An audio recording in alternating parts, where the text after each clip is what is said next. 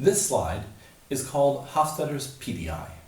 The PDI is a wonderful social metric that was developed in the 60s, and it stands for Power Distance Index. And as you read through the 5 major metrics in the PDI on this slide and the following slide, the most important thing to understand about them is what the model says about human behavior.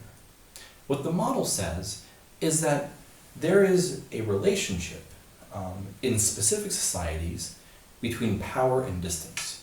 And this relationship sets up very consistent dynamics that impact the way in which innovation occurs.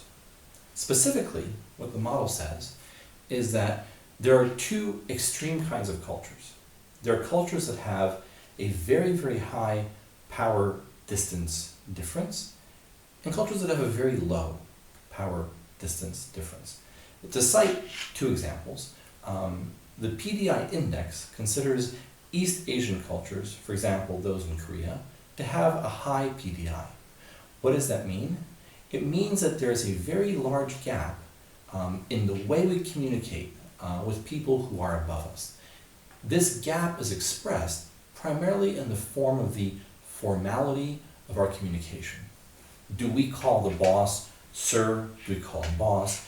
Does the grammar of our language create multiple levels of formality? What we discover is that the more formal that gap is, the more difficult it is to tell someone on top no, and to tell them, hey, look, you have to change something. In general, the PDI index exists to give companies in countries both a country sense and a personal corporate sense of how big their power distance gap is.